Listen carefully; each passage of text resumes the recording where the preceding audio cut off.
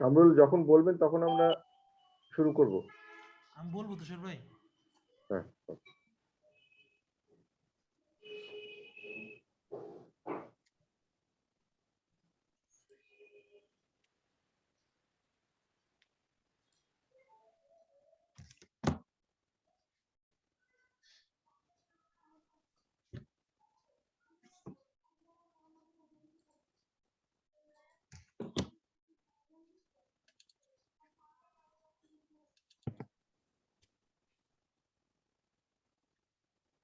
অরুণ আসে নাই, অরুণ মাস্কি।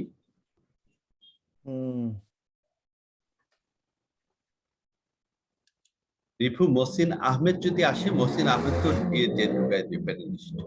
Sir okay sir. Sir শুরু করতে পারি? হ্যাঁ তুষার শুরু ভাই, করতে পারি? Just after 10 second, after 10 second you can start your talk. ভাইয়া আমি কিউ দিব, সমস্যা নাই। ওকে, শুরু করুন।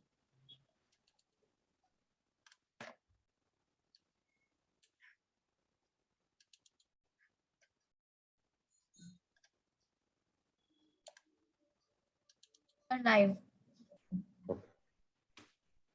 Assalamu alaikum and good evening, respected physicians. Welcome you all in today's program. This is 60th program organized by ECG Study Group, and today our speaker is respected Dr. Azizul Hoque sir. Before, as usual, before going on to the lecture, I request Professor Abdul Chowdhury sir to introduce Azizul Hoque sir among our audience, and then we proceed on the lecture. Assalamu alaikum and good evening, everybody. Today, we are going to have some interesting case presentation, ECG presentation from Dr. Azizul Hoque. Dr. Azizul Hoque is currently serving as senior physician, faculty and consultant cardiologist in Division of Cardiology at Emory University at Atlanta. He's involved in postgraduate training of intern residents and cardiology fellows at Emory University. He did his MD from Moscow First Medical Institute in 1986, then finished his PhD in cardiovascular research in 1992. Later, postdoctoral fellowship in University of Iowa. He completed the residency in internal medicine from Medical College of Georgia and cardiology fellowship from University of Louisville. He's specialized in nuclear cardiology, and this is his academic background, but consider the other things that I'm going to speak about. Dr. Aziz, our beloved Aziz Bhai, is involved in multiple philanthropic projects. He started the telemedicine clinic in one of the largest slums in Dhaka in 2014, and he saw patients once a week until 2019 on behalf of Distressed Children and Infants International. Dr. Hoque developed a cloud-based electronic medical record system with video conferencing and designed to treat the unprivileged people around the world, that is still active and graciously supported by the Salesforce.com Foundation. And another aspect we should know about, recently he was the principal author and editor of a collection of all the guidelines regarding the accurate television MI. And that booklet is available in Bangladesh by the courtesy of Healthcare Limited, Healthcare Pharma. So anybody is interested can get that booklet, and that's very useful, I would say. I'm also fortunately involved in that, as well as Rafique sir and Hafiz Bhai. And today, Dr. Azizul Hoque, our Aziz Bhai, is going to present some interesting ECGs. We are eagerly awaiting for that. Aziz Bhai, the audience is yours. Thank you very much, and good morning in US and good evening in Bangladesh, and for giving me the opportunity to talk here.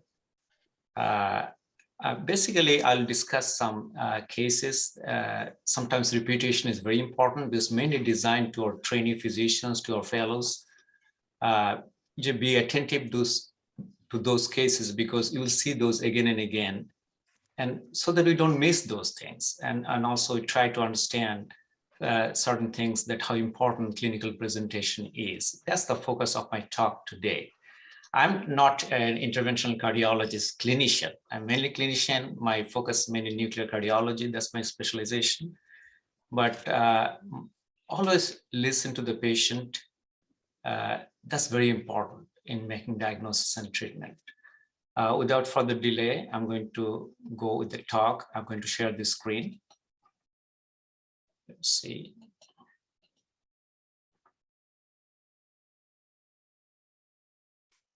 Just 1 second, let's see.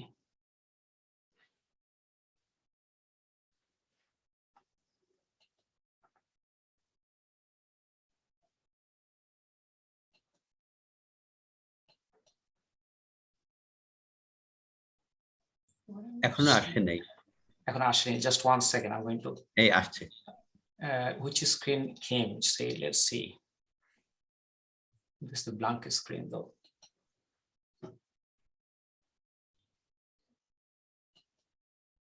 Yeah, I found it now.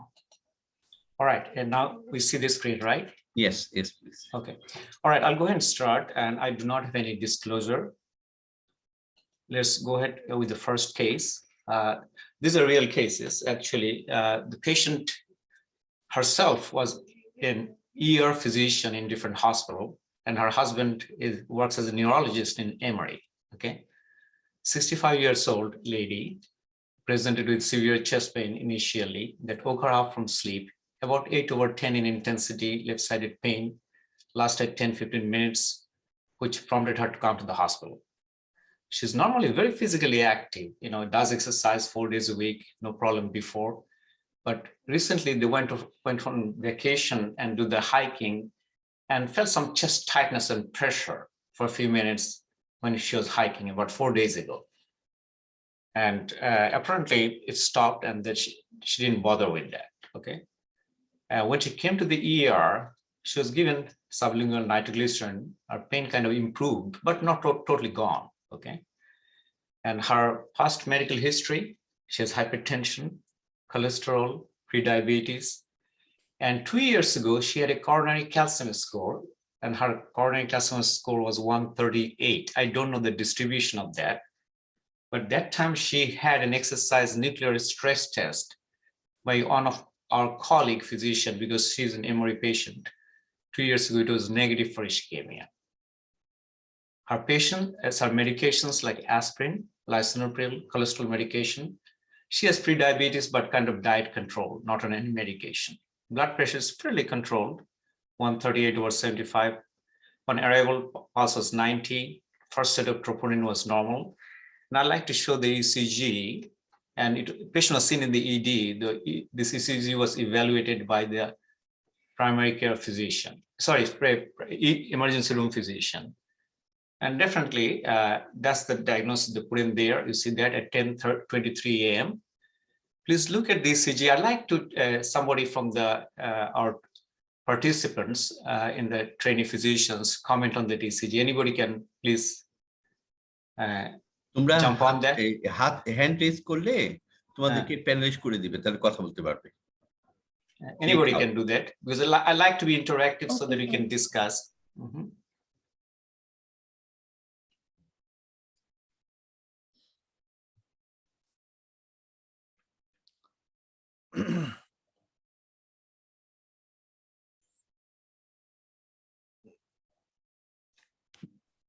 Any volunteer participant?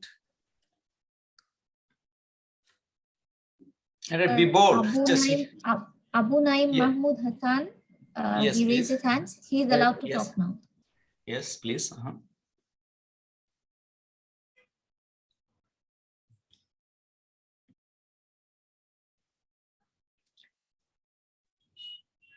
Sir Abu Naim Mahmoud Hassan, you can speak.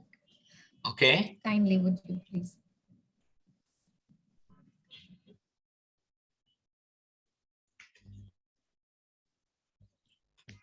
Abu Naim, please describe the ECG. Abu Naim.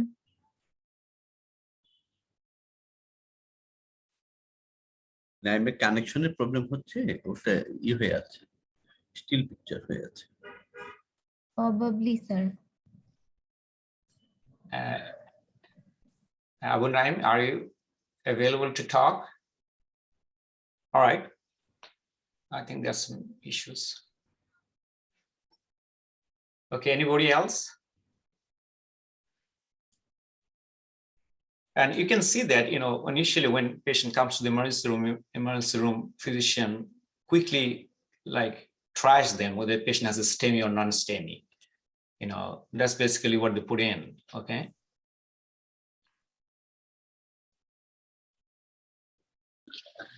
All right. Okay, so I think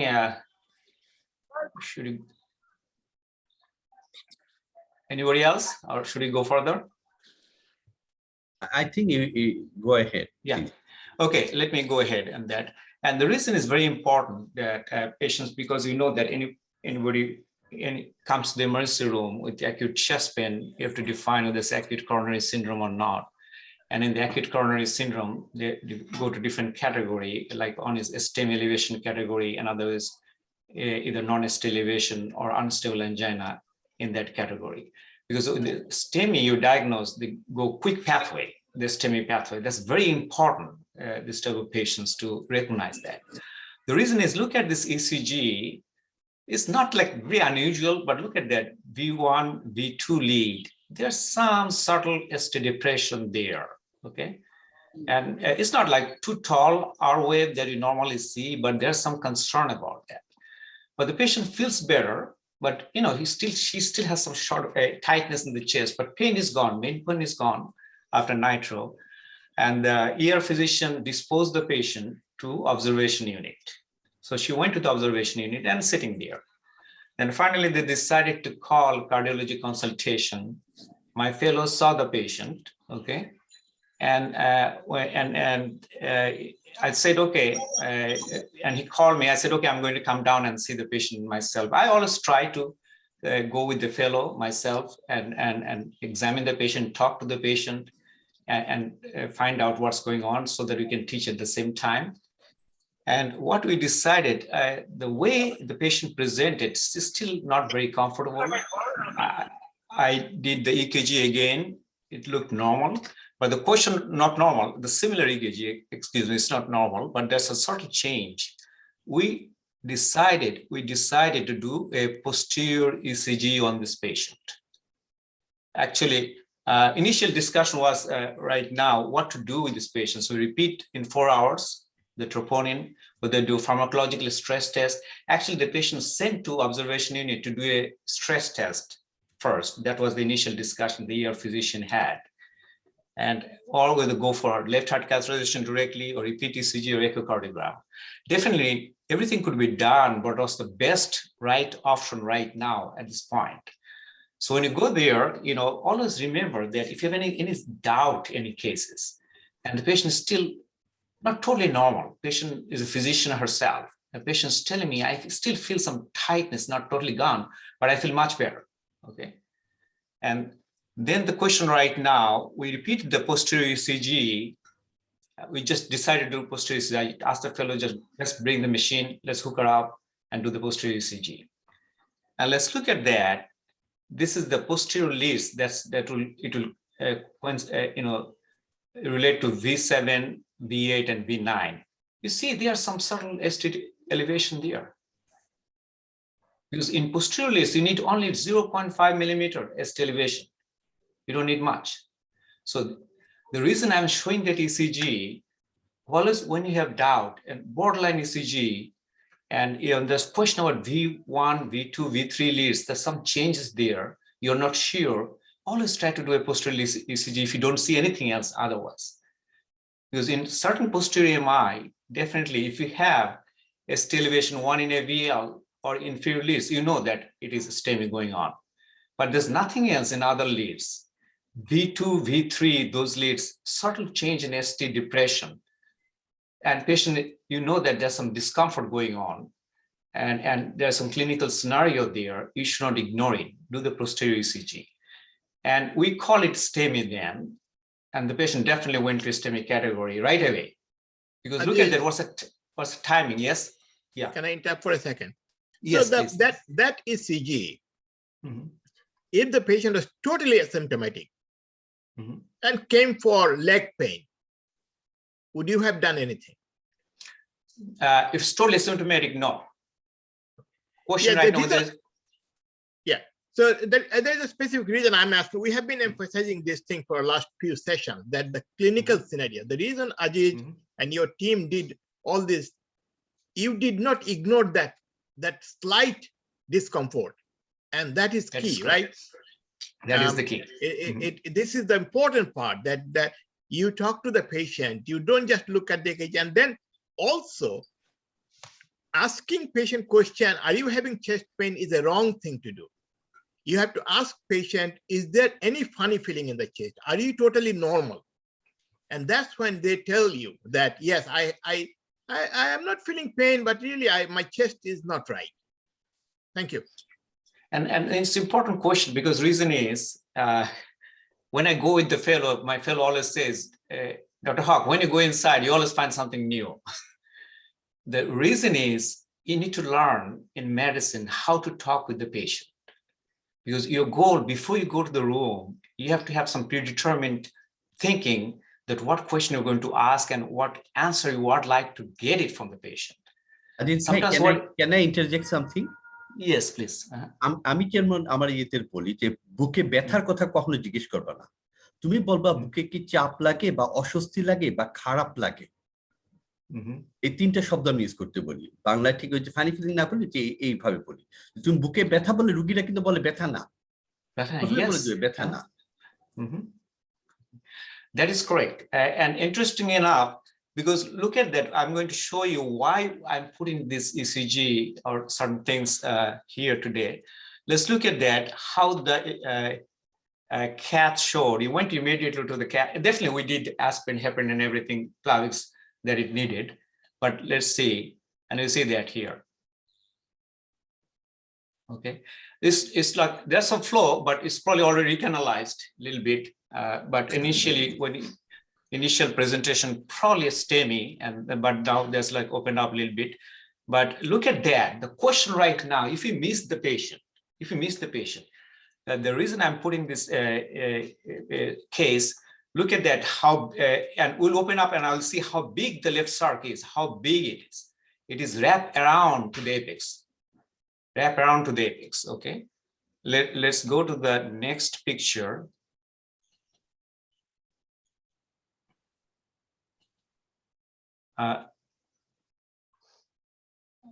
Okay, yeah, this is for the same one. Okay,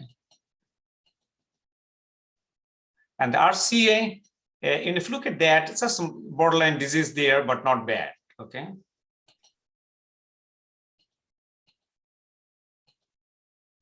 But look at the LV gram, though it was hand injection, the whole apex is down.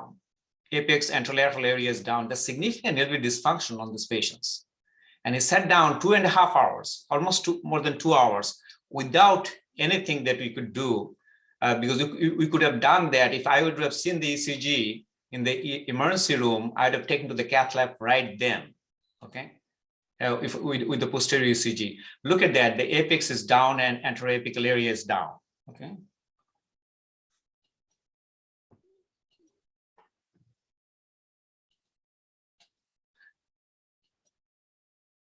So patient basically underwent angioplasty. Okay. And a huge left sarc, basically wrapping around the apical area. And let's look at that, how the echocardiogram looked like on this patient. I'd like to show you some view. You see that whole apex is down and how much LV dysfunction the patient happened. If we did not pick up these patients, so already damaged a significant amount, and looks like we followed up that patient, still EF is down, but definitely about 10–15% better than we had it before.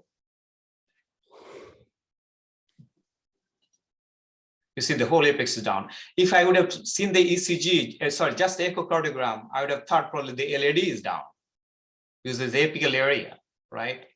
Mostly apical, posterior apical and a little bit anteroapical area. But the reason the whole apex is down, because left sarc is very huge, it's wrapped around to the LAD. All right, let's go to the next level. Let's see. All right, the reason why I'm putting this case, because posterior MI STEMI is often misdiagnosed, often missed. The reason being, normally you don't see that, standard ST elevation in the ECG that we normally see if it is isolated posterior MI. And also, those MIs even retrospectively dismissed, even the patient already heard that we didn't know, because they do not produce Q waves that we see in other MIs like inferior Q waves, anterior Q waves. Because posterior MI do not produce Q waves. So even retrospectively, even you miss that. Okay. Like in a study, like they studied about 1,200 patients with acute coronary syndrome and with isolated ST depression, no other leads problem, okay? Only V1 to V4. And interestingly enough, 25% of them out of 1,200, that is 300 patients, had occluded arteries. And 50% of them were just circumflex, just with some minor ST depression in V1 to V4. That means 150 of them had occluded posterior circumflex artery. And another important point I'd like to make, because not only we miss that, even they have symptoms or something, the data we have here in this study, they presented 1,200 cases, and we found out that the time to reperfusion, average time is 29 hours, because the patients sit there, next day they do the heart cath. If it came on Friday, they probably do the heart cath on Monday, okay, if they missed it, okay. And it definitely increased the mortality, and you see the morbidity. Patient is in heart failure, that's in our own patient, despite that she's a physician, okay. So the importance is that when there's suspicion, please do posterior ECG. The reason being, if you do the posterior ECG and you see the ST elevation, that's 0.5 millimeter, that all you need, they can quickly divert the patient to STEMI criteria. That means their management is quick and all the STEMI protocol follows through that. Otherwise, the patient sitting there, like with chest pain, maybe just non-STEMI or something, and may get heart cath later on, okay? So there's another one study in 1999, it was published with just circumflex artery occlusion, okay? Only 1/3 had other ST elevation in inferior leads or lateral leads, they qualified the STEMI criteria. And interesting enough, of them, 50%, if they did posterior leads on those patients, 50% of them had 1 millimeter ST elevation on posterior leads, and 25% had ST elevation only present in posterior leads. That means 1/4, if you did not do posterior leads, you would have missed on those patients, 1/4. Just when you have doubt, please try to make sure that you're extra cautious, extra vigilant, listen to the patient, and the symptoms, if you feel uncomfortable, do the posterior ECG. And if you look at that, in 2001 study published, that just they looked at the left circumflex artery occlusion. And what they found, if they have, if they did the posterior ECG on those patients, if you take cutoff point 1 millimeter, then you can catch, that would be TCH, not CAT, TCH, catch. It could catch 53% of them, okay? But if you take cutoff point 0.5 millimeter ST elevation, you get 94% of them that would qualify STEMI. And those data came into the guidelines that we have in the European or ACC guidelines, that posterior ECG cutoff point in V6, V7, V8, V9, any of those 2 leads minimum, 0.5 millimeter. That's all you need for posterior STEMI, because then they would qualify for the STEMI criteria.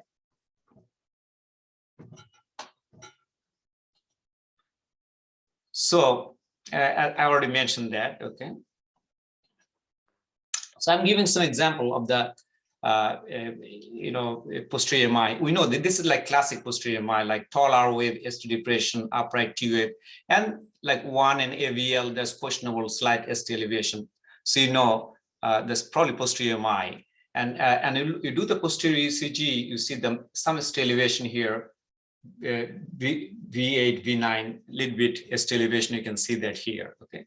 I'll show some few ECG examples.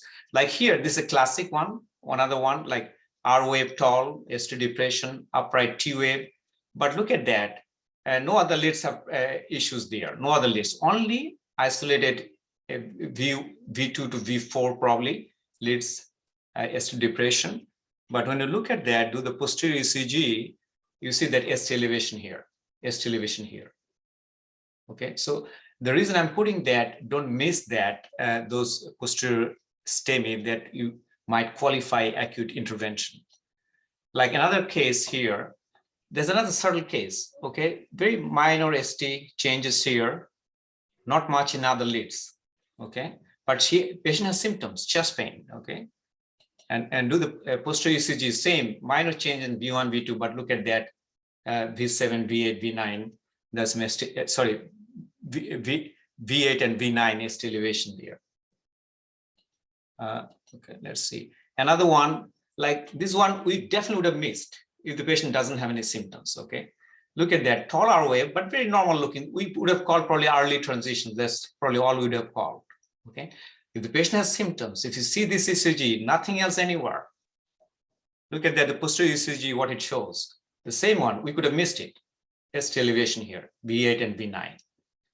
V8 and V9 ST elevation. That will qualify STEMI criteria. Anyway, there's another one I'll show you. This is very benign looking ECG, okay?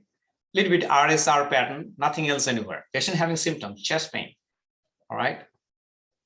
Be suspicious, do a posterior ECG on this patient, and you see ST elevation here, ST elevation here. So there, and it's very simple to do. Just take the 3 leads like V1, V2, V3, keep it there. V4, V5, 6, just put it there in the back. Okay, the scapula would be below this scapula would be V8, left parasternal area, paraspinal area would be V9, and posterior axillary line would be V7. You don't have to print out the ECG, just click there, look at the monitor. If you don't see it, you're okay. It just takes a few seconds to do it.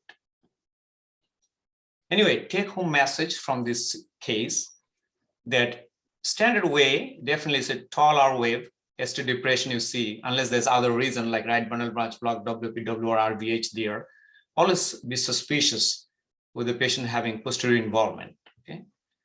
And definitely there are some other findings that you have that's in classic form you'll be able to see. But if any doubt, do a serial ECG to see if any changes you see, even one in AVL or V5, V6 or inferior leads. If any doubt, or otherwise just do a posterior ECG. If nothing wrong, then you're okay. At least you can follow the non-STEMI criteria on that patient. Anyway, that's the first case. Let's talk about another case that I had difficulty with my patient, this one, but I'd like to share with you and see what we can discuss. This is the 51 years old female. She has hypertension, mild obesity, not that big. Her major problem that she walks a little bit, she gets short of breath. Little bit, she doesn't have to do much. Even doesn't have to go to the mailbox. Just a little bit fast walk, she gets short of breath. Okay, that has been going. She used to do exercise before, no problem. This is happening last 6 months. Okay, and the patient, just with that problem, she went to the emergency room because she cannot handle that. And they didn't find anything wrong. ECG looked normal, baseline ECG. They did an echocardiogram on these patients, like 55–60% normal function, grade 1 diastolic dysfunction a little bit. She has blood pressure, most likely that's the cause, okay? And she actually underwent a pharmacologic cardiac PET nuclear stress test, okay? That gives you coronary perfusion and also gives you coronary calcium score is 0, and stress test was normal, okay? And then they sent her to get evaluated by the pulmonary physician, lung doctor. Lung doctor did a pulmonary function test, it's normal, chest x-ray was normal. Then the lung doctor sent back to the cardiologist because patient is still having short of breath, okay? So my concern right now, what to do with this patient, okay? So we always see this type of difficulty when you see those patients in our office. So the question right now, she already had a stress test a few months ago, okay? And it was normal, coronary calcium is normal, right? But still, you know, she clearly tells you when she walks a little bit, she gets short of breath, okay? So what we'd like to do, can you do a poll at least? Let's see what our audience says. Revu? Sure, sir. I'm starting the poll. Yeah. Uh, Whether you need to do a left heart catheterization on this patient to better understand, whether you need to do exercise stress echo on this patient, whether you need to get right heart catheterization to evaluate the pulmonary pressure, whether you need to do CTHS, whether, you know, undiagnosed COVID or something she had some pulmonary fibrosis or something going on, or just observe the patient.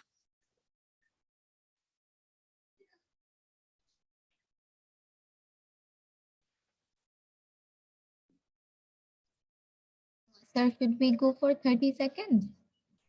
That will be fine, yeah.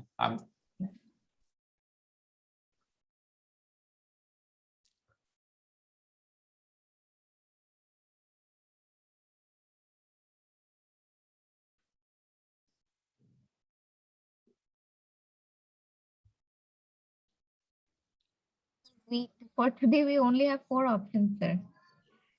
That's fine. That's fine. Just eliminate the last one because definitely we have to do something for this patient. Here's the result. All right. I think pretty good audience. Okay, at least we'll see what we discuss, what we have done, and I see the results. You remember that, and we'll discuss that. Okay.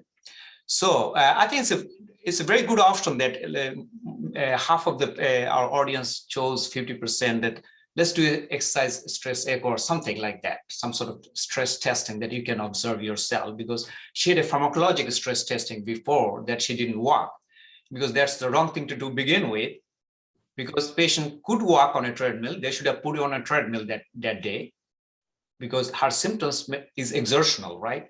When she walks, she gets out of breath. But they ignored that in the hospital. They just did quickly. They wanted to get the patient out from the hospital. They did a pharmacologic stress test, normal, go out and follow up as an outpatient. Not the right thing to do, because since the patient is already in the hospital, they should have evaluated the patient properly, I mean, okay? So let's see. So what I did, initially, I think the audience chose the right thing because the question was put that way. I did not think myself also doing a stress echo that time. I decided to put her on a treadmill, but also in our office. And also I wanted to check her oxygen level. Let's see whether the oxygen level drops or anything with exercise, whether what's causing her short of breath, okay? This is her baseline ECG, looks okay. I don't see anything unusual. And she started walking, her baseline oxygen level is fine. Blood pressure is okay, 142 is not bad, slightly on the high side. But as you know that she takes 10 milligrams of lisinopril for blood pressure. Should have better control a little bit, but she's probably a little bit excited, anxious, pressure is a little bit high. But I decided to put her on a treadmill. And she's walking, and look at that, when the heart rate is around 100 over 6, she wants to lead bundle branch block. Okay, no chest pain. And I felt comfortable to let her walk further because we know that her coronary calcium score is 0. Her recent pharmacologic Alexa scan stress test was negative. So we decided to continue. Let's see how far she could go and how much short of breath she feels, how much symptomatic she is. And where she went up to 130 heart rate, that's close to 80% probably. And then she had to stop, she could not go further. Okay. And what we decided, her oxygen level is fine, no an adequate rise in blood pressure. So it's really blood pressure didn't drop either too much, because that was another concern, this dropping blood pressure. So I decided to, we had an echo machine side by. Initially, I think the audience chose exercise stress echo. That probably would have been the right thing to do to begin with, but I didn't think that way initially. I just decided to treadmill first. But since she was in the room with the echo and our echo taker was there, I asked her to put the probe right away on the chest to see how the LV function looks like. Okay. Yes, any questions and discussion? Azul, before going to clinical discussion, can I ask about the ECG? Yes, That's stress ECG, please. Before. yes, any comment? Let's Yeah, the yeah. beginning, No, okay, no, that's no, resting. No, during the stress. Next. Okay, okay. This is the PA, almost as much as she could do. Yeah, She could not do further. This one. Sir, actually, Rafique sir, what is the rhythm, sir?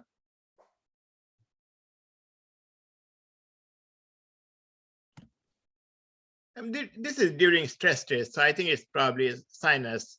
And you can see the P wave here. Yeah, P wave. sinus with rate dependent left bundle branch block.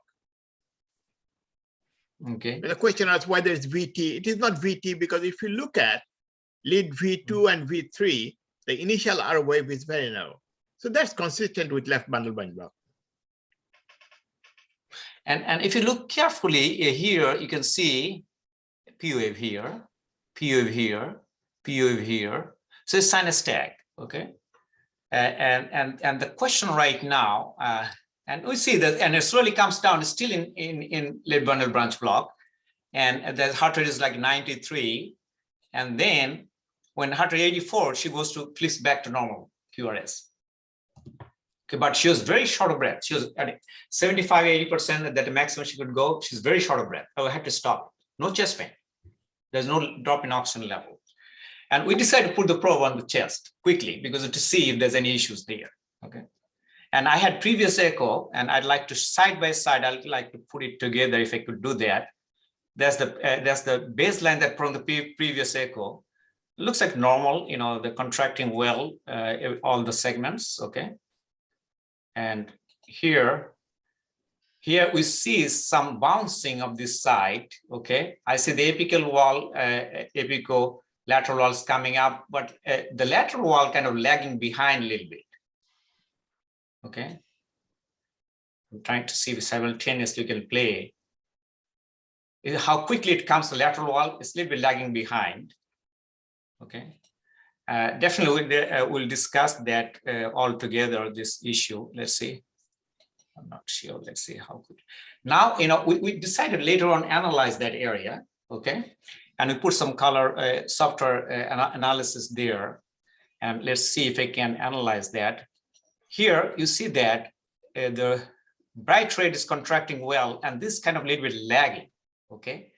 And this is the longitudinal analysis we did, longitudinal strain. And let me explain a little bit briefly for our fellows. Look at these lines, because here the color-coded lines. This is the yellow line. This is the like green. This is like more green.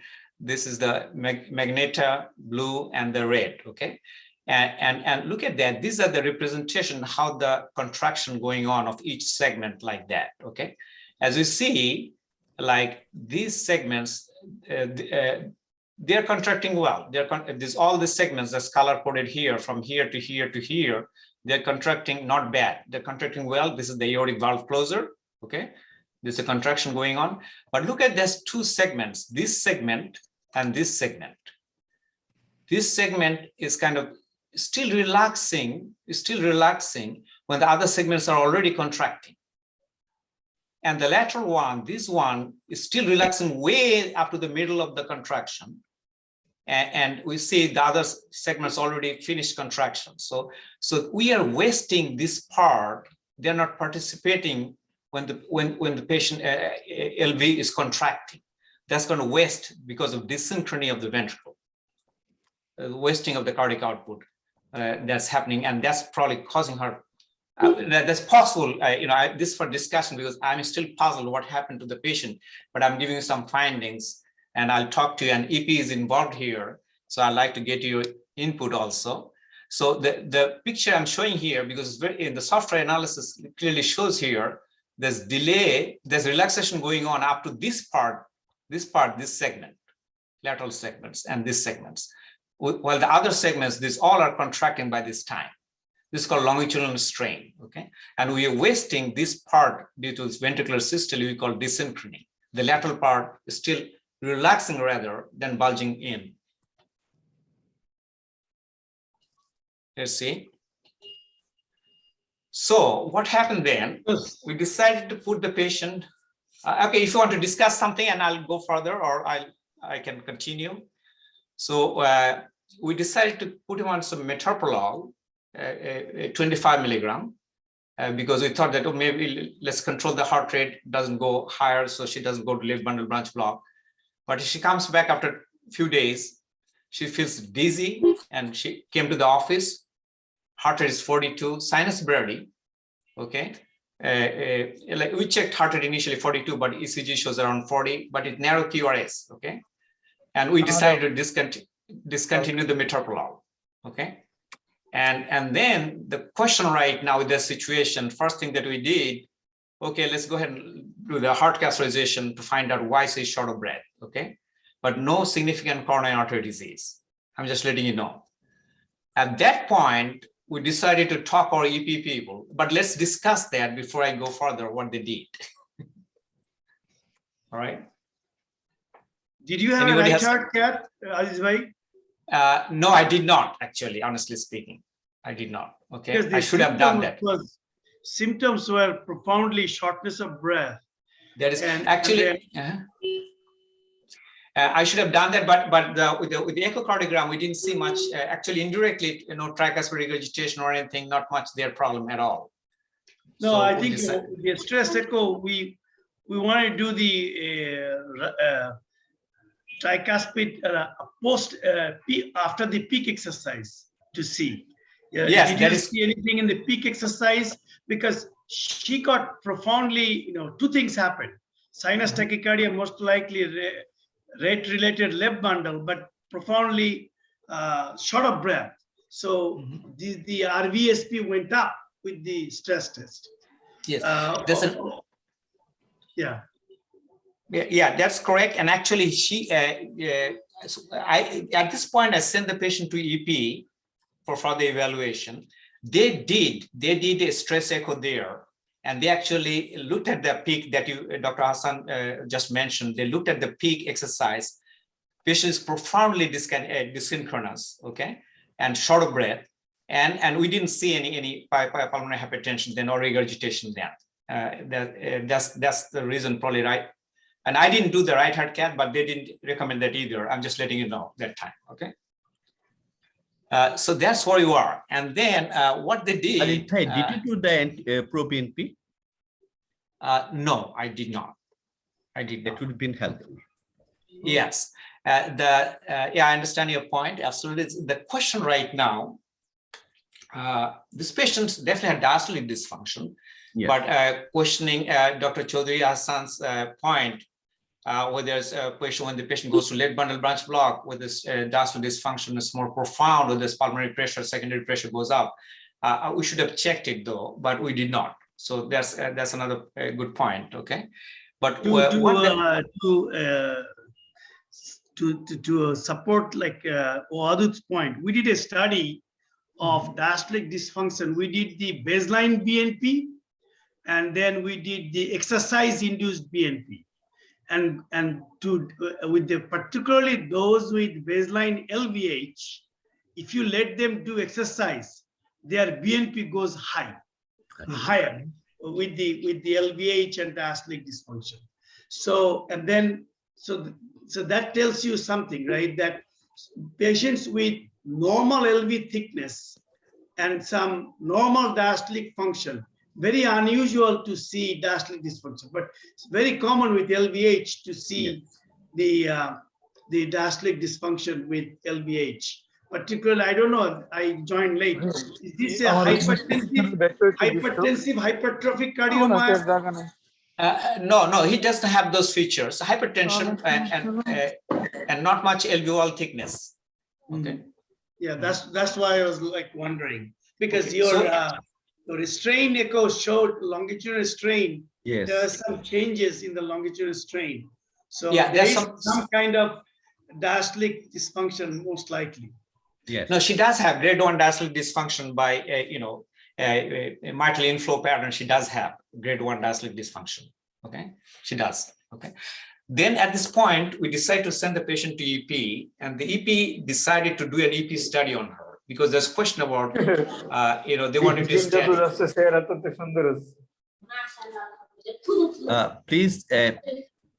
Please mute the other.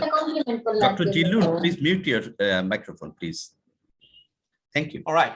So EP did the study. I'm going to talk about that. Before you do so, for our fellows, I'll like to give a short brief what the understanding of that. Okay, like his bundle tracing, so that they understand the reading of that, the procedure they did. In the his bundle tracing, what we do, we go through the groin to the femoral vein. Ajay, can I interrupt you for a second? Yes. What was the indication for EP study? Because for every test, there should be a clinical indication. What was that indication to do an EP study on this patient? That I have to ask the EP guy, because reason the EP issues I sent to the EP because of this intermittent late bundle branch block, and patient is symptomatic. Okay, so I wanted for I understand that part, yeah, but my question would be, I'm putting multiple catheters in somebody's heart. Yes, I forget agree about multiple catheters, but even if I want to do an echo, there should be a pre-procedure diagnosis. Why I am doing that test? Why did they do an EP study? I don't know. They decided to do it. I asked them to get evaluated. They went there. They decided to do EP study. Okay. I have to ask him the question, our EP doctor. But anyway, they did so that to understand that. I'm just, for the fellows, I'm just letting them know exactly what the meanings of the readings are. So in general, I have a quick comment. If I am the referring physician, I need to be convinced that why the consultant is doing a procedure in my patient. And I want everybody to make sure that if you are referring a patient, I have the obligation to satisfy you that this is the reason I'm doing a procedure. Because I am a consultant, I want to do something. I want to explore, I want to go to moon, I want to see the moon. That's not a reason for doing a procedure. I need to convince my referring physician that there is a clear indication for something to be done and what we are trying to achieve here. Because there is no conduction abnormality that they are going to fix, right? This is clearly rate-related left bundle, their diastolic dysfunction. What EP procedure will tell us? LV systolic function is preserved. I don't see any reason for doing an EP study. There is no reason for doing EP study. Hafiz bhai, can I take something? Yeah. I think the heart rate becomes slow and patient has syncope and left bundle. That's why they think that there is no syncope. There is shortness of breath. Shortness of breath. No, not syncope, but bradycardia with a small dose of beta blocker. Yes. Sinus bradycardia and not falling metoprolol. I'm not convinced, but I will be convinced if you give me a good reason. Okay. Mohsin, I understand Mohsin's point that EP physician may have said that there is dizziness, let's find out. Yes, that was okay. But that could have been easily investigated by a 2-week heart monitoring rather than an invasive procedure. That is correct, but that was the reason they gave me. Okay, that was the reason they gave me. So they actually, this is the funny part about medicine business is that I can always write something as an indication and do something. But the question is, as Hafiz is pointing out, that is it necessary? I don't personally feel at all that this was necessary, but anyway, this was done. Let's move on. Yeah. Okay, so, but Aziz bhai, let me tell you something. I tell the fellows, if you are doing a stress test looking for coronary disease in a 20-year-old, give me a good reason. And I agree. Let me give you the analogy. I tell them that say that you are looking for anomalous coronary. Don't say atherosclerotic coronary disease. Similarly here, if you are the EP guy, and by all means, I cannot blame the EP guy because he's not here or she is not here. So there may be, they're suspecting infiltrative cardiomyopathy and significant conduction disease. I don't know, but I would say make up something else, but not just the LVH and common variety hypertensive LVH and diastolic dysfunction and do EP. That's not good enough. But if this is a sarcoid or amyloid and you're looking for significant conduction disease, maybe there is a justification. I don't know. I'm just trying to see the other side. Now, you're absolutely right. Actually, the main justification they gave, the patient's feeling dizzy with the beta blocker and is heart rate on the low side, and also those intermittent bundle branch block. I think that's the rationale they gave. But that's the reason actually I'm putting this case here, because still I don't have good understanding the way it proceeded further. You understand? Myself, I don't have a good understanding how it was proceeded. That's the discussion I'm putting it on. All right. So briefly, when you put the catheter in, this is the high right atrium. We get the atrial activity that coincides with the P wave. Then when you put this catheter in the His bundle area, we get the A wave. That's the atrial activity. This is the bundle of His H, and there's a V activity. That's from the ventricle. When the catheter is in the ventricular area here, we get the ventricular activity. And also one thing I'd like to make sure for our fellows and trainees that AH part is the important part to remember, because that part could be varied by sympathetic activity, parasympathetic activity, exercise. That part you can manipulate, but this part is fairly, you cannot change much in the HV area. Anyway, what they decide and they did, I'm going to show you the results. I've just tried to put it there, copied that. And what they found, they tried to pace this they initially start pacing that her, and when they pace her at 500 milliseconds, that's about heart rate of 120. 60 heart rate is 1000 milliseconds cycle length. They try to pace her at 500 milliseconds, and she had left bundle aberration. Okay, but to begin with, her HV was slightly prolonged. Normal is 35 to 50. In that range is 65. I'm not sure, Dr. Rafique Ahmed and Atahar Ali, you can confirm that, but that's my understanding. HV is slightly prolonged as baseline, okay, but not as bad. But and she was profoundly symptomatic when she went to a bundle branch block. They could reproduce that, okay? So, but there's no total infranodal block, but definitely HV was prolonged, okay? And what they did on the basis of her abnormal HV intervals and her symptomatic late bundle branch block, they proceeded with cardiac resynchronization pacemaker, okay? So they put a bi-V pacemaker on her. And interestingly enough, but the thing is that she's doing fine now. She can exercise and she doesn't have any symptoms. That's the dilemma I have. Okay. Yeah. And we checked her pacemaker recently, and she definitely LV pacing 98.5%. She's currently 75 milligram of metoprolol extended release. Okay. And CRT device pacing is the same, would be LV pacing, because she's basically doing the most LV pacing to synchronize that. So that's how you are. So I'm just opening it for discussion. Okay. But she's clinically doing okay, better. Yeah. Okay, Aziz. Yes. So this is the few things. First of all, let's make an assumption that this patient is doing well.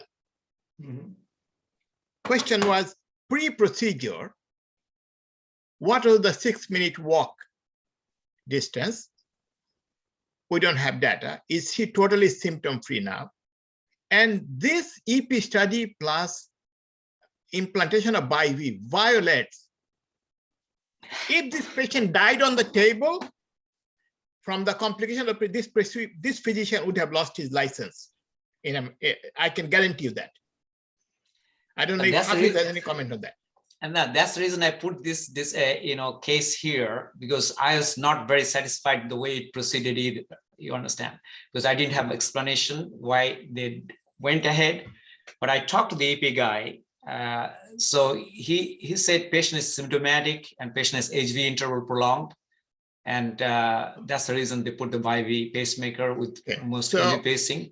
That's the discussion that they gave us. Yes.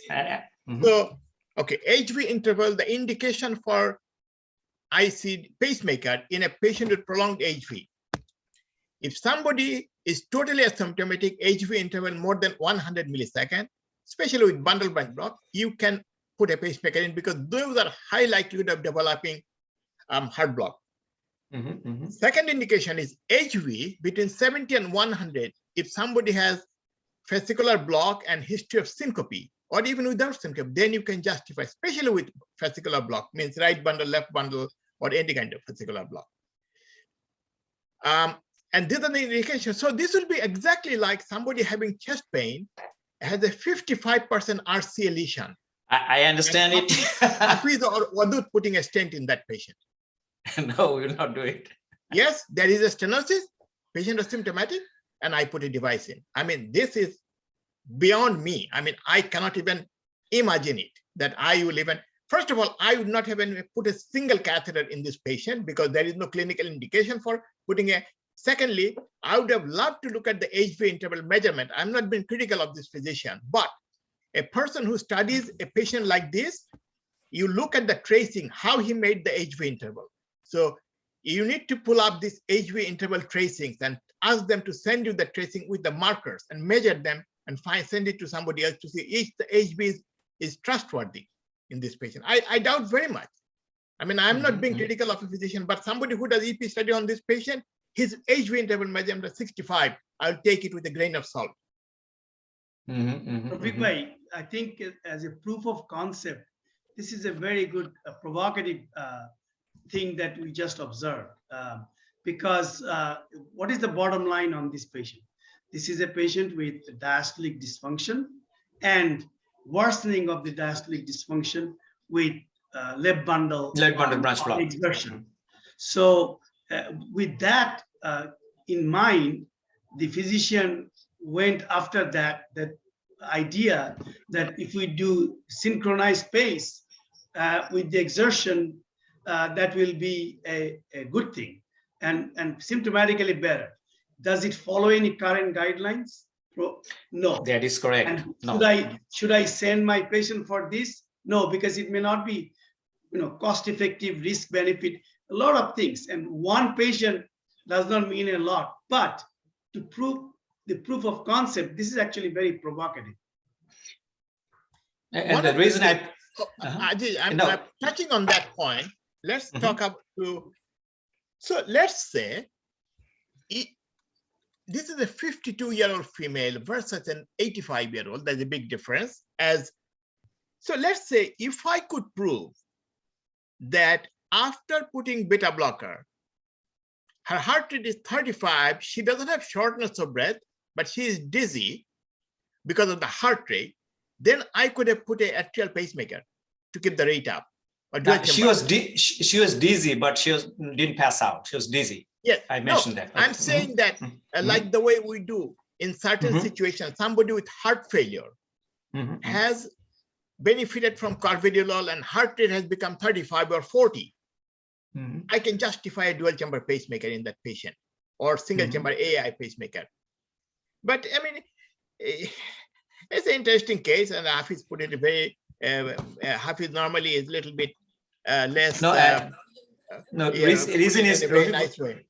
The reason is, I think this our EP guy, he actually is specializing on desynchrony a lot. He is doing a lot of research on ventricular desynchrony. I have a feeling that he had in mind probably that point, whether if you can synchronize that ventricle, because if he goes to bathroom, patient gets short of breath, the heart rate is like above 100. Or we prove that if the patient's heart rate is like 105, 106, goes to left bundle branch block, and she feels it. She immediately feels it. So I'm not sure that idea he had in mind, and though it's not in guidelines yet, and the synchronization of the ventricle on exercise, that might have she had in mind, and definitely pathologically, a mechanistic point of view, it is helping the diastolic dysfunction. That's probably the improving her symptoms. Azizul, luciotropy is a problem in cardiology, luciotropy, but we have no drug for that, except we just heard that the emperor preserved, the SGLT inhibitors may be giving some help with the diastolic dysfunction. I don't know whether that might be a cheaper to try on this patient rather than going for the EP first. But certainly it is a very astute observation that she went into left bundle on exertion. And it all depends, 80-year-old, somebody, enjoying life, playing golf and doing a lot of things, it is maybe work, but average, it is a problem to take this as the standard of care at this point. No, absolutely, absolutely. And I still think it was off level, to my opinion. I discussed that with our EP guy, but he just told me, let's see how she does. But I know it's not right indication yet. I totally agree with you. Yes. I will tell you. I'm listening to you. What I don't like about this, this EP evaluation, this is not an just electrical problem. So without defining, secondly, if this is not, it's not the question of label or off label. He made up an indication for EP study, and then he made up an indication to justify by V without clearly explaining why. So he said, I'm going to put a by V because the HV is 65. So whatever he is telling you verbally, in writing, he did not. You have to look at his note. Like sometimes I do it. I have used flecainide and metoprolol combination, which is a totally off-label for POTS patient. And the patients have benefited. But in my note, I clearly mentioned my concept is it has anticholinergic action and beta blocker will keep the heart rate down and the patients may benefit. And actually some patients do benefit, but that's medicine. This is the invasive procedure. Yes, it's to put it politely, it's provocative, but he has, this can be done on a research protocol. As an exception, somebody can say, I have a concept of this and let me do this in some patients. But I don't think this should be even considered as a standard of care at all. No, I understand. That's the reason I put this for discussion, because I had questioned myself and I was not very satisfied, but we're going to watch this patient in the future, but I saw the patients for follow-up. Yes, Dr. Dr. Wadud. Azif, if we are not giving any CRT that has been done, what would you have done in this patient? What medicine you would have preferred? The medicine-wise, it would be difficult to do. I think if that's with dysfunction, you could do like spironolactone. I know the TopCat trial was kind of negative trial because of this Russian, Georgia, and those Eastern European. I think they did a lot of mistake there. But overall, the United States part, aldosterone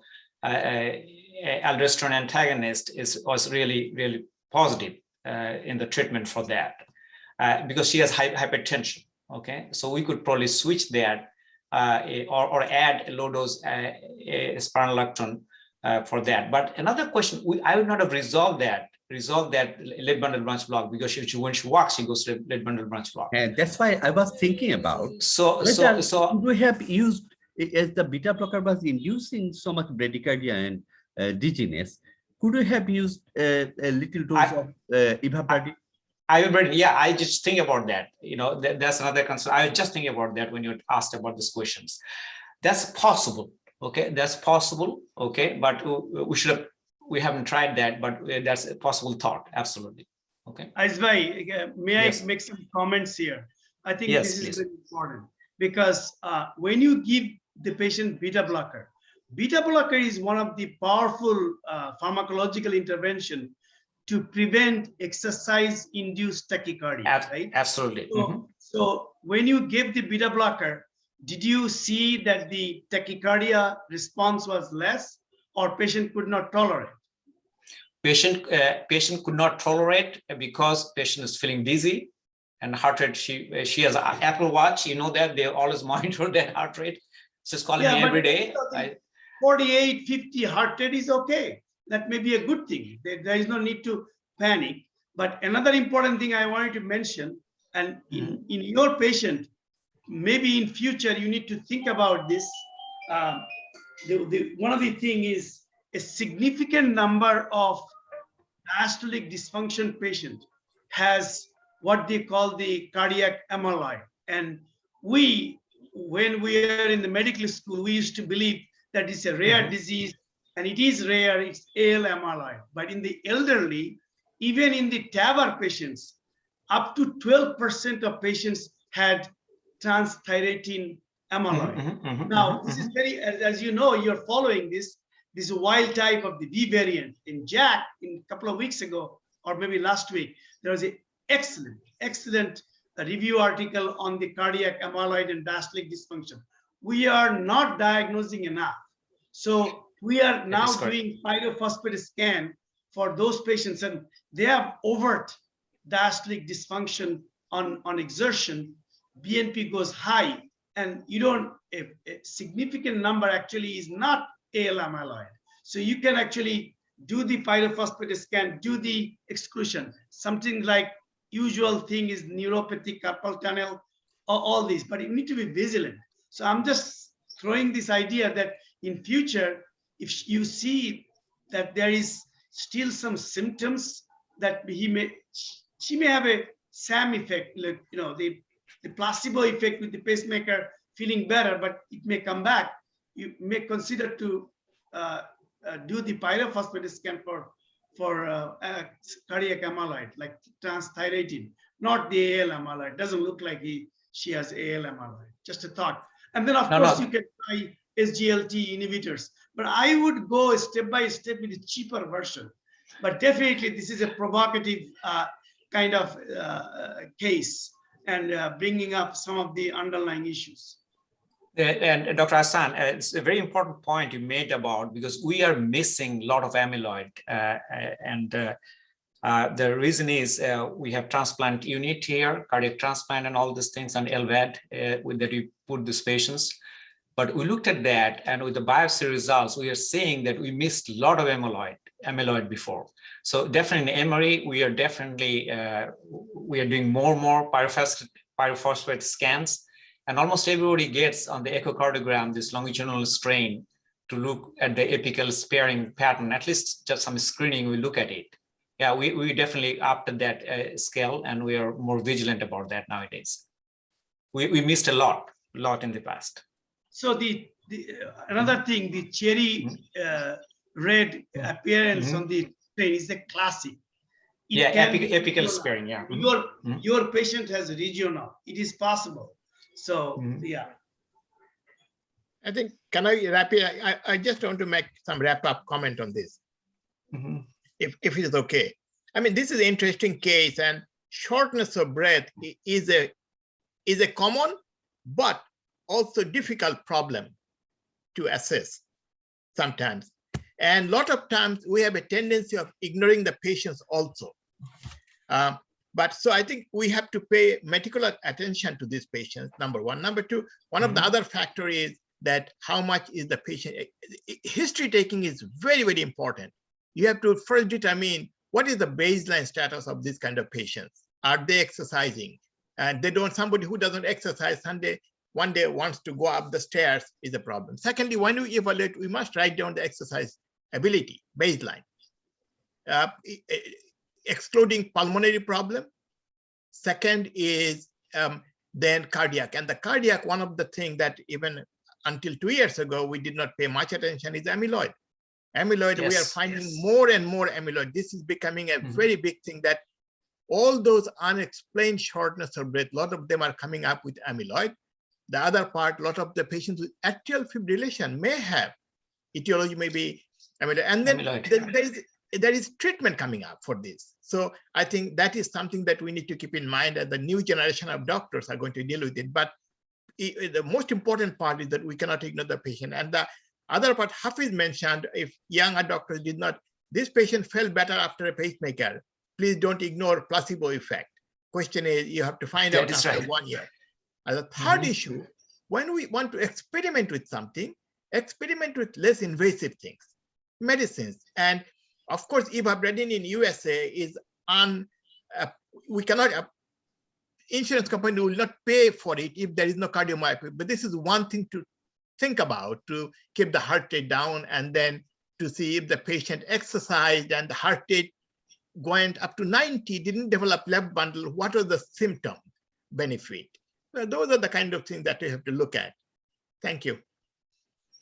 Now, the very interesting discussion. Actually, this patient will follow because I'm definitely more concerned about that.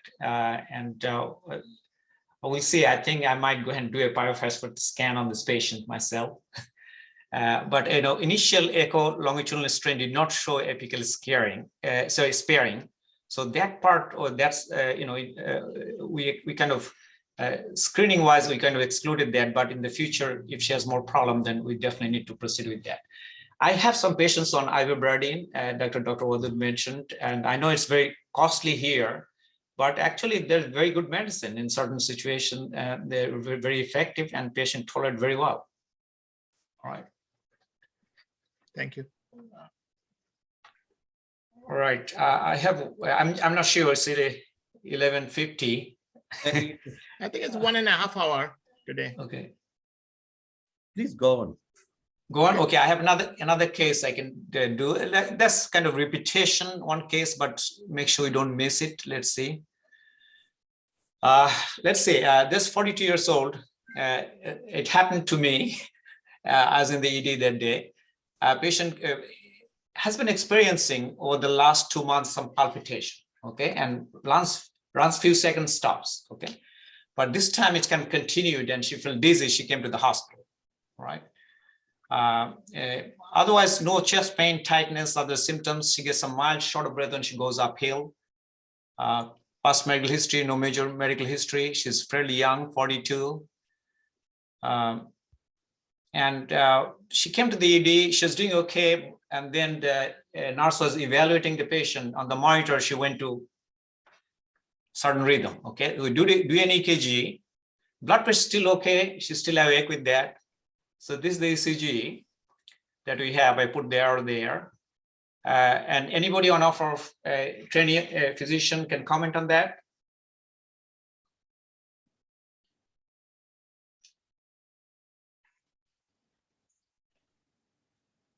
Please raise your hand and then comment, please.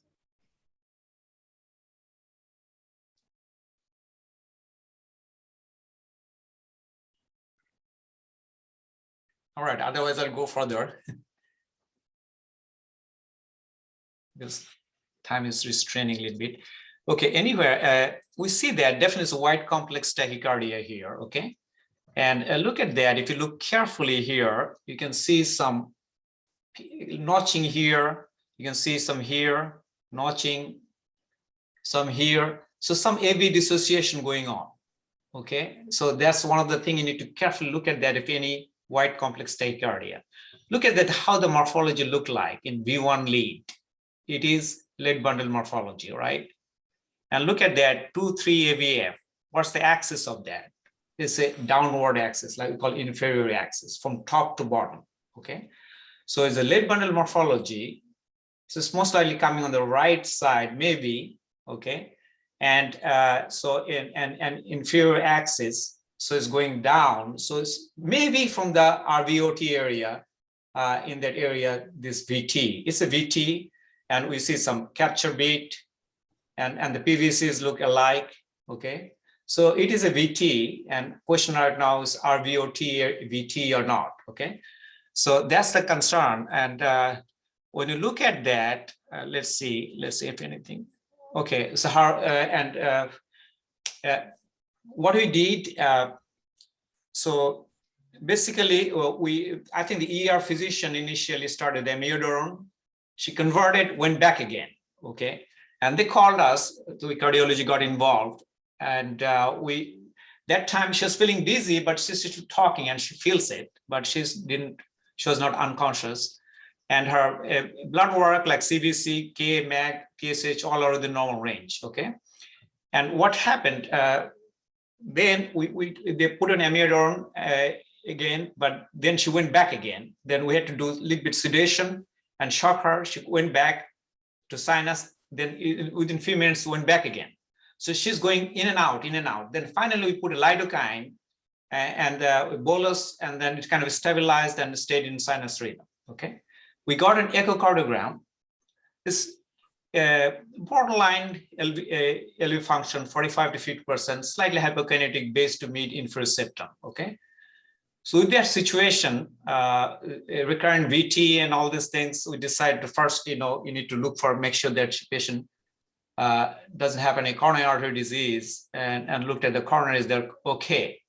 The question right now, and let's sit here and discuss these patients, because the reason I put this ECG, because it looks like RVOT ventricular tachycardia. Okay. This, in one sense, you can tell them this in RVOT VT. Sorry, I'm just talking about the EP more here, because we have our Dr. Rafique Ahmed and Dr. Atahar Ali is also here. You can comment on that anytime. But in the RVOT VT is most likely it's a common, right? Sorry, it's on the common form, benign form we think about commonly.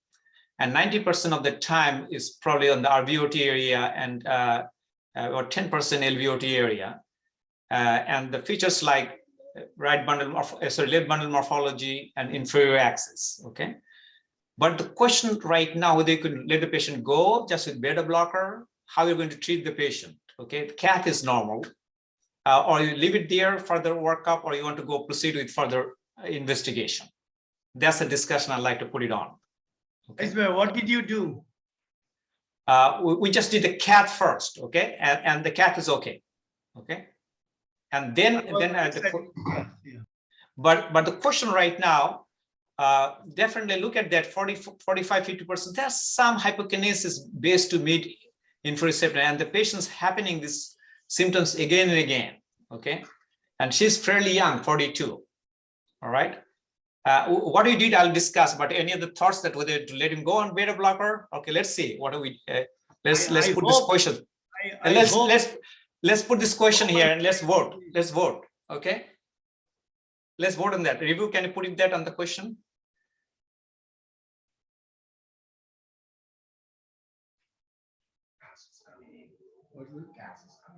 Okay, okay.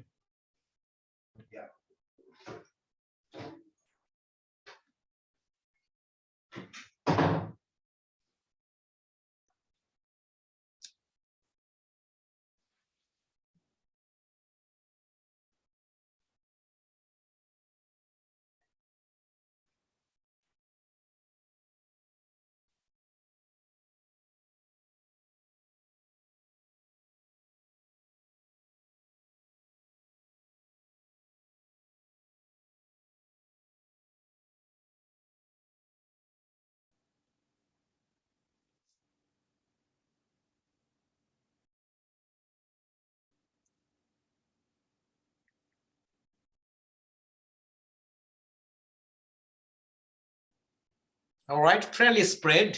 Okay. Any comment? Otherwise, I could go further what we did. Okay. All right. Now, before Ajit, yeah, the question would be, what is the problem with this patient? One issue is we look at mortality. Is the patient going to drop dead? That's one issue.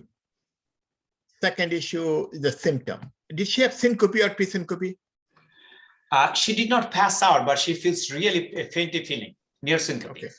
Second issue is that if we go back to the ECG, please.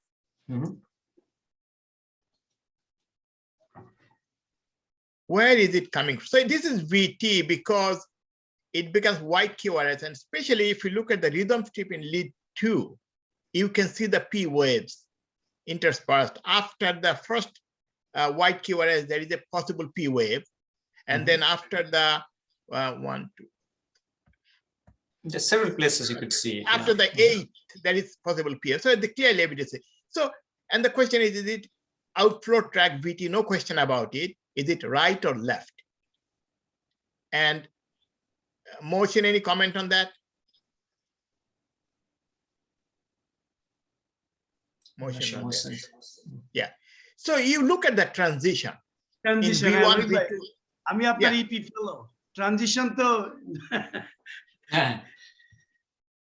Transition V3, V4 transition going on. Actually, Yes, little so bit delayed transition a little bit. Yes, so that supports more of a RVOT, Yeah. VT than anything else. So they keep that. So I'm just putting it out. I keep forgetting it. So please remember that when you see an ECG like this, you need to look at this. First, it is VT. Secondly, it's outflow tract VT because 2-3 AVF is positive. Third will be right or left. Look at the transition. You don't need to remember. Just remember the concept of transition. Look up the internet, find out where the transition is. It will give you some idea. And even then you will be wrong sometimes. And fine with that. And So- the risk, this is important because the risk of death is relatively speaking low. And the question is it the spectrum of RV dysplasia? And cardiac MR in the board exam, they will expect that you write that. But I like Rafique Bhai's comment always that, we acquire knowledge to use this for practical purposes, given the resources and all that. So is it necessary to do the cardiac MRI? By all means, to know. But the question is, if you have limited resources, what will be the best thing to do next? Yes, no question. So, Okay. yeah, But I definitely will fail someone if they put it ICD. I'm going to fail that person. Yes. So that's what I was coming to. The ICD will be the most aggressive form of treatment. And this probably can be dealt with much less aggressively unless cardiac MRI shows ARVD. Okay, go ahead. That's important. The reason is I like this discussion because as Dr. Rafique Ahmed and Dr. Ahsan mentioned that RVOT is fairly benign and they respond pretty well just beta blocker therapy and just observation and beta blocker therapy. And you know that RVOT VT's mechanism is we call delayed after depolarization. That's at the fourth phase of the action potential because of oscillation of the baseline membrane potential. If it goes threshold goes higher because of the calcium load that can happen from exercise, sympathetic activity, and rarely we see that digoxin toxicity or something like that. Then we call DAD, delayed after depolarization. That causes this mechanism of VT, and they're fairly common. But the question right now, one thing that bothered us that on this patient, there's LV function a little bit down, 45-50%. It's not terribly down, but mildly down. And there's hypokinesis based to mid-inferior septum. That actually, in our institution, when we have fellows, they are all eager to do different kind of procedure and different kind of testing. We decide to go ahead to do the MRI. Okay, a cardiac MRI, and let's see. And let me quickly go over that. This is the first pass, okay, in the 4-chamber view. And you know that we do the delayed phase after 10-15 minutes later, 15-20 minutes later. And we see that here, like in the right ventricular side, mid to apical septum area on the right ventricular side, so delayed enhancement, delayed gadolinium enhancement. And also in the 3-chamber view, we see that mid to apical delayed gadolinium enhancement.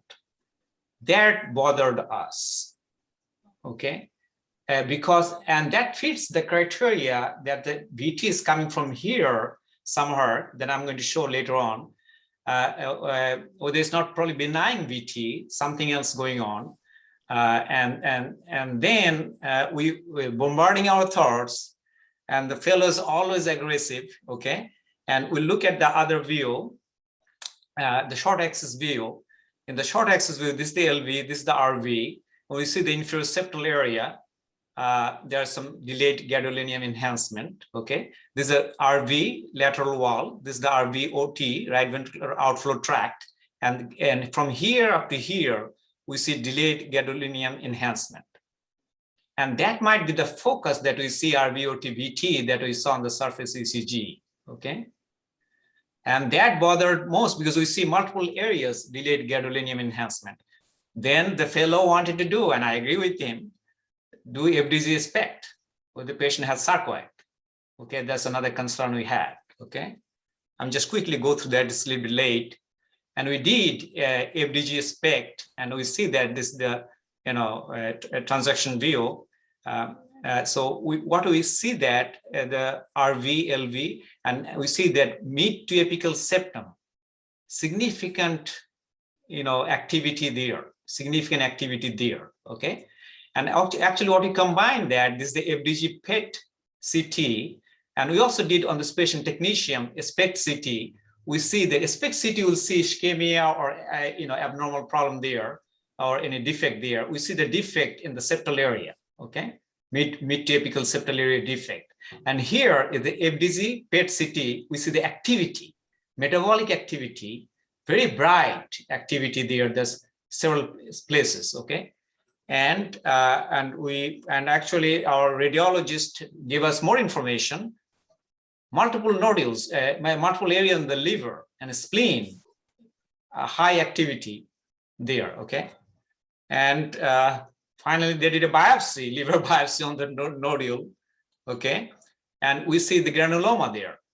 Okay, and we see a lot of lymphocytes tissue around the nodule.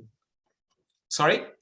Non-caseating granuloma. Yes, yes. So we confirmed that. Okay, and then what we did, initially we decided, and with a rheumatologist and doc got involved, and we did a prednisone, metoprolol, and after that decision, then they decided to put the BIVs ICD. Definitely not in the beginning. We didn't even think about that. Initially, we were thinking there's just benign, right, RVOT, VT or not. Okay, but because LV dysfunction kind of bothered us, inferior hyperkinase, the septal inferior hyperkinesis bothered us. That kind of led to this discussion, and we went further.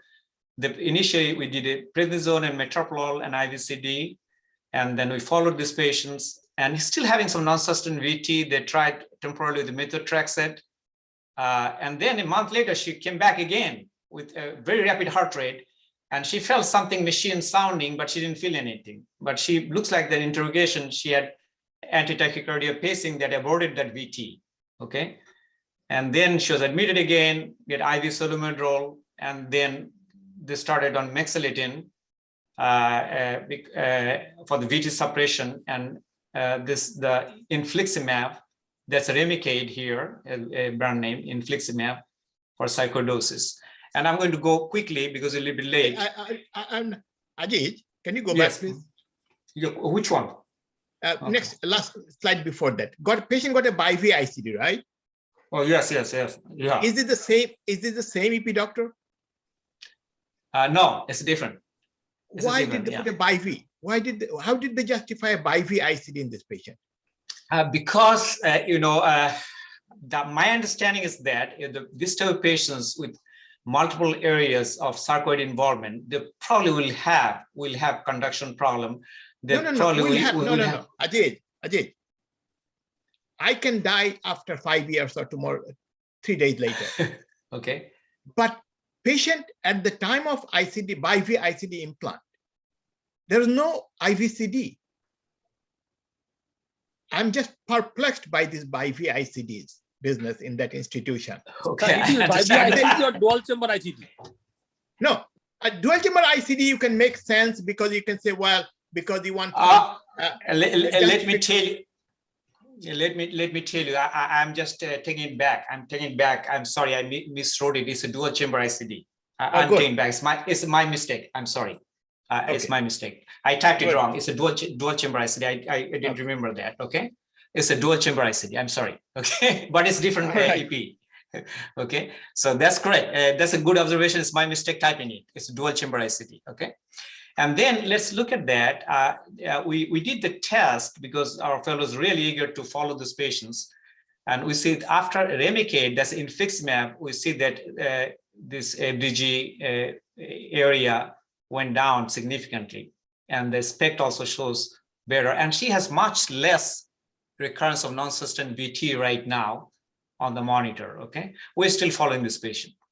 So, okay, a couple of things, Rafique bhai or Atahar bhai or Mohsin, আপনারা একটু explain করেন সবার জন্য what is the difference between dual chamber ICD and bi-V ICD. Yes, Because yes. we need to clarify this first, and then I will make a comment. Motion. By the ICD indicates the bifurcal pacemaker plus ICD. Just it is this CRT-D, and dual chamber ICD means this is ICD one chamber lead in the RV and one in the RA. This is dual chamber ICD.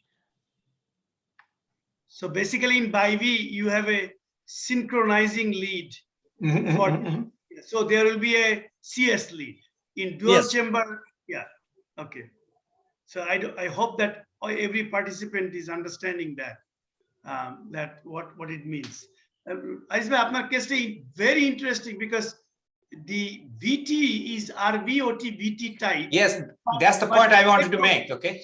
Yeah, but the echo finding is very not consistent with that, with the spectrum of RV dysplasia or RVOT, because it is the location of the hypokinesis is different. Because usually the RV dysplasia is a fibrofatty tissue in the RV free valve, not typically affecting the septum. And then in the cardiac MR or in the RV size little generous, and you do the ICD. So in the board exam purpose, it is always that without evaluation, don't jump on ICD placement, because you try to see whether if somebody tries to do ablation, I would be okay for that in the beginning. But even after ablation, Rafique bhai may comment, it would have still persisted in this case. But in the RVOT tachycardia, it's a curable disease if it is purely RVOT tachycardia.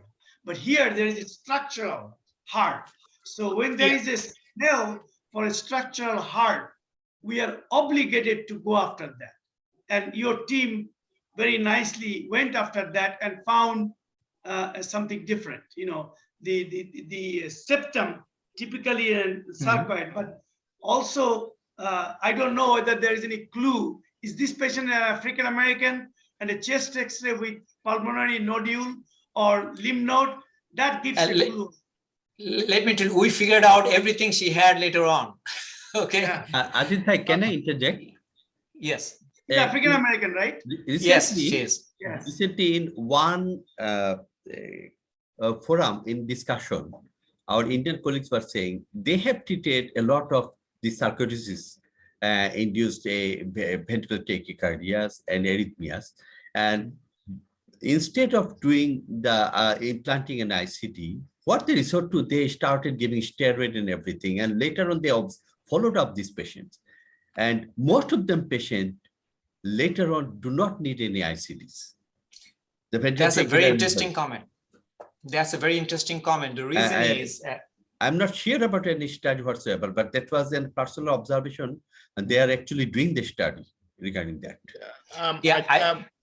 Wadud, Sir, actually, the acute inflammatory phase, you are supposed to treat these patients. And a lot of these patients, this VT may, let's say somebody comes with non-sustained VT, and you find that sarcoid, this is the acute phase, and there is the acute inflammatory response. And then you are supposed to treat them and calm them down.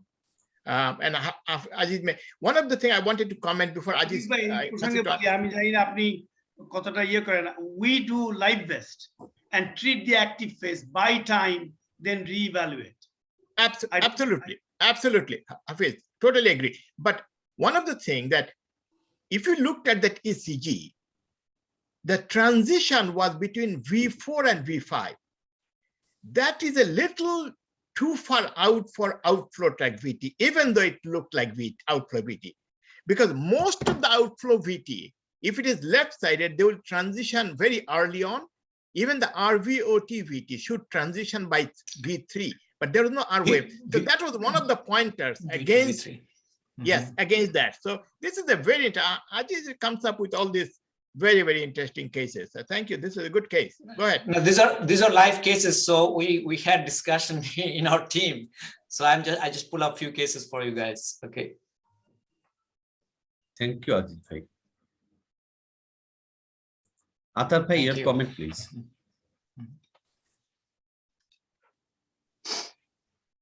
Thank you, Dr. Aziz bhai, for your brilliant and excellent presentation, elaborate presentation. I think that is from starting to end of the all the cases with some that is all the test, possible test. That is very interesting to us as because actually we cannot deal the cases. We had got such type of cases, but we cannot do all these kinds of the tests in all those cases. So these are the good points we have learned today. An excellent discussion. I like to congratulate Dr. Rafique sir, Aziz bhai for participating in this discussion, Chowdhury, Abdul Chowdhury also. And I also like to thank Dr. Ozoy from Sylhet and Dr. Bishal Sreshto from Nepal for participating in comments in chat box. Nice comments. They have put their comments. And I can see Urun Maski, Dr. Mohsin Hussain for participating in their discussion. Excellent session today. Urun Maski. Can you see us, Urun Maski?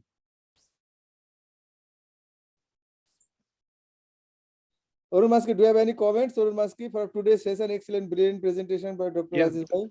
Urun Maski. Yeah, these sort of cases we would be looking forward. Actually, case-based discussion is very good. At least you learn a lot of things from clinical and practical things. These are very useful cases. Thank you, Dr. Aziz, for nice presentations. I just wanted to congratulate Dr. Vishal Sreshta, Right. because I really admire that we don't need to jump. When there is an issue, it is better to give a differential. And I really liked your differential in the chat box. And that should be the approach. That Dr. Ozoy from Sylhet also. We have got Dr. Ozoy from Sylhet. He has got good experience in cardiac MRI and he have give some good comments in the chat box. Dr. Ozoy, congratulations. And Dr. Abu Naim Mahmood, thank you very much for your coming forward. We like to welcome you in the next session, Dr. Abu Naim. This session is for you actually, Dr. Abu Naim. So let me finish this 30 seconds. While we are doing this, we had a cardiac arrest. Oh my goodness. So I'll probably show you this, but let me tell you this story and then maybe a comment. So 82-year-old cath lab, I'm here. I said, okay, go and figure it out. I'm here. So, and then fellow says, this is a real STEMI, 82-year-old, had a hip surgery 6 months ago, and now coming with this chest X-ray, little widened mediastinum, and the patient passed out in the waiting room, and then had CPR, and now the blood pressure 50, and the heart rate like 40, and they are asking me, are you going to take this patient to the cath lab? And the patient is intubated, and the ER doc is looking at me. What should I do? Any comment?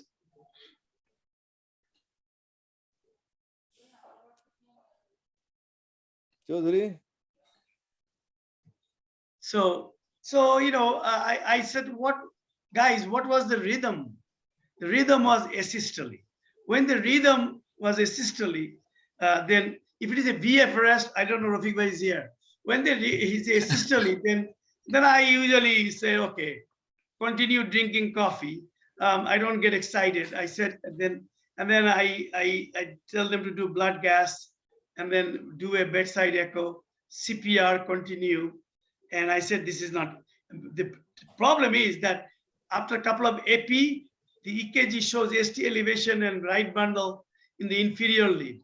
And I said, I'm not, and then went into VP, then shocked, then giving the amio, Lido, etc. And I still did not budge. And then the patient did not survive. We did the bedside echo, no pericardial effusion, aortic root is okay. So what is the likely cause?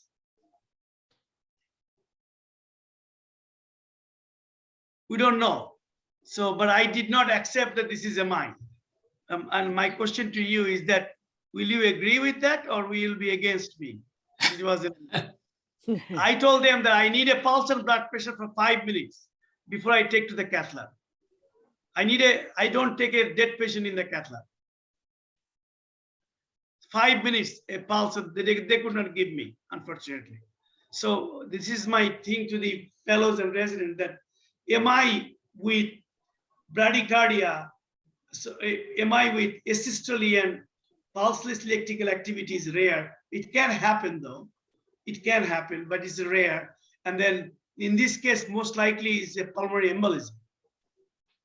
The RV looked dilated, moderately dilated at least.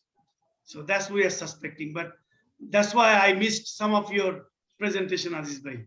No, it's okay. Thanks for a lot of good comments. God bless you. We need to treat the patient. So thanks everybody. We can conclude the session today. Thank you. Thank you again, Dr. Aziz bhai.